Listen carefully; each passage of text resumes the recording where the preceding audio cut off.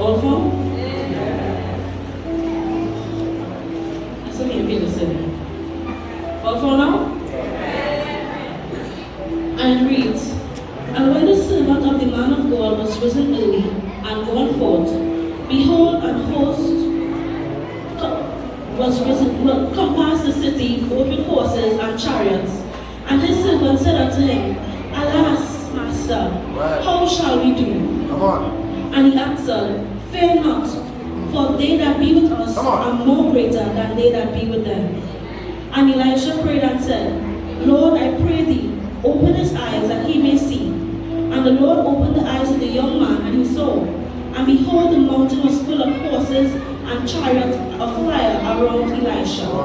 And when they came down to him, Elisha prayed unto the Lord and said, Smite this people, I pray thee, with blindness. And he smote with blindness according to the word of Elisha. And Elisha said unto them, This is not the way, neither is this the city. Follow me, and I will bring you to the man whom ye seek. But he led them to Samaria. And it came to pass, when they were come into Samaria, that Elisha said, Lord, open the eyes of these men, that they may see. And the Lord opened their eyes, and they saw. And behold, they were in the midst of Samaria.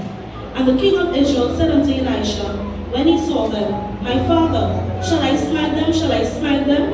And he answered, No. Thou shalt not smite them. Wouldest thou smite those whom thou hast taken captive with thy sword, with thy bow? Set bread and water before them, that they may eat and drink and go to their master. And he prepared great provision for them. And when they had eaten and drunk, he sent them away, and they went to their master. The bands of Syria came no more, and to the land of Israel. Here in the reading continuing 9 verses. Glory be to the Father, and to the Son, and to the Holy Spirit, as it was in the beginning, is now, shall be, and will be taught of him. You may have your seats.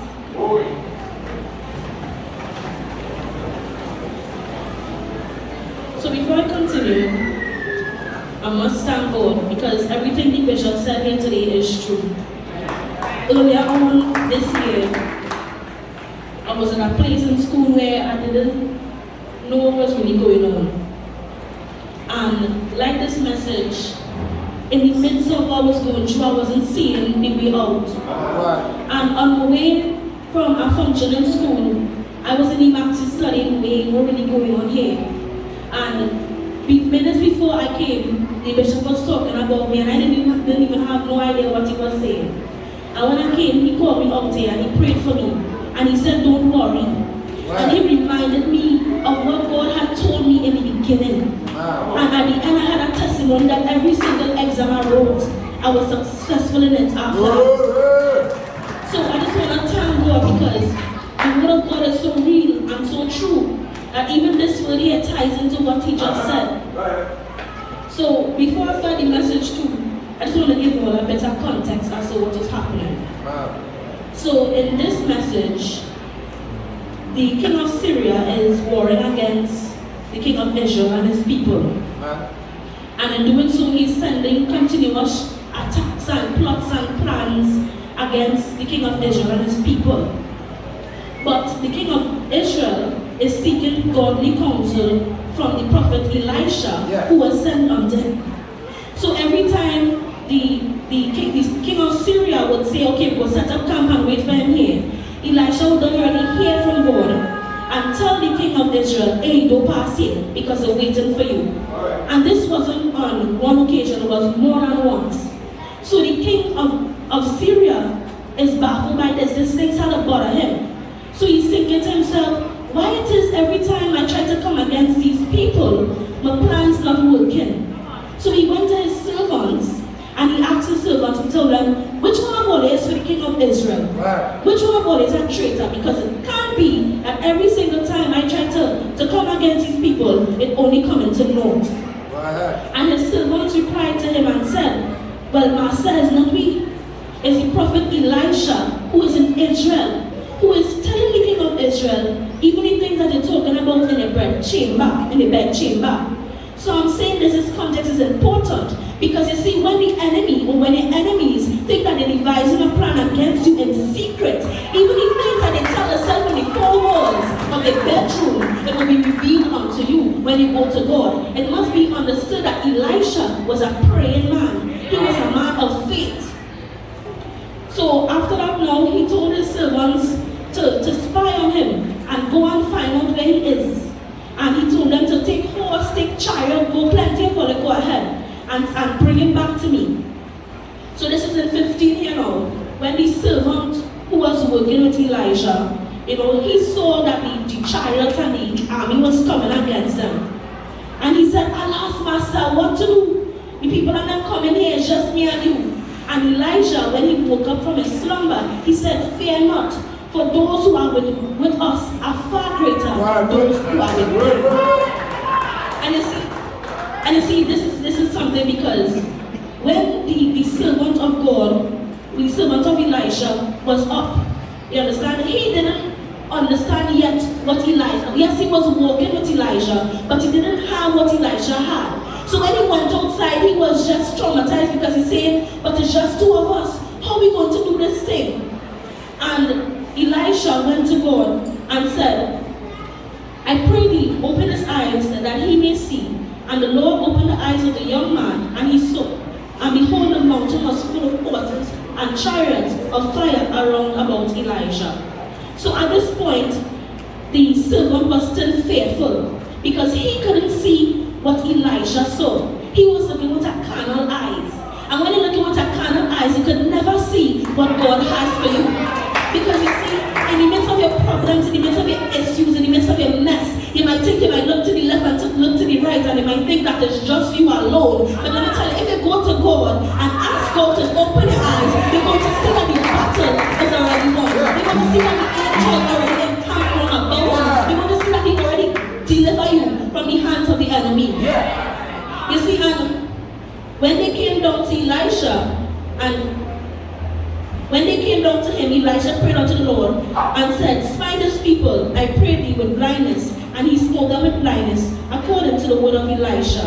And Elisha said unto them, this is not the way, neither is this the city. Follow me, and I will bring you to the man whom ye seek. But he led them to Samaria. Go ahead. And this is important, because Elijah, remember, he was a man of great faith. He was a man after God's own heart. And he was always in prayer. So, the proven prayer of a righteous man availeth much. So when he went to them, he asked God to blind them, so that he could trick them into thinking, okay, let me carry all this somewhere else. And the somewhere else that he carried them was in the capital of Israel. Where you see, when they go, the soldiers didn't have a chance. So he deceived them into thinking, yes, I will carry all it, but I will reveal myself only when I know that it's in my court. You understand? And it's important to note here that the spiritually blind can be easily deceived. You see, because if they had the eyes to see, they would understand, hey, this man trying to trick me. But because if you're not looking with the eyes of God, then they wouldn't understand where God is taking you. And it came to pass, when they would come into Samaria, that Elijah said, Lord, open the eyes of these men, that they may see. And the Lord opened their eyes, and they saw.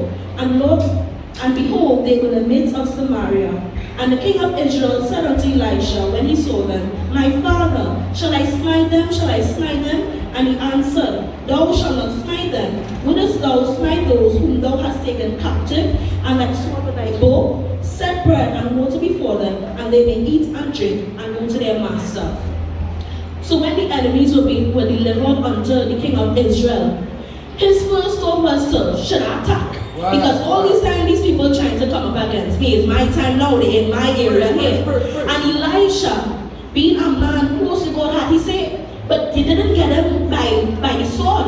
You didn't capture them by the bow. You understand? It was the Spirit of God that moved and brought them into your court. So who is you to say that you should smite them? You understand? So even after all these things that the Syrians was doing against Israel, you understand? Elisha said, vengeance is the Lord's. So even when you think that the battle is yours, it's not yours, it belongs to the Most High God. So you cannot take it into your own hands. This is what this message is saying here. And in verse 23, the last verse, he said, and he prepared great provision for them. And when they had eaten and drunk, he sent them away. and they went to their master. So the bands of Syria came no more into the land of Israel. So you see, they didn't have to fight back.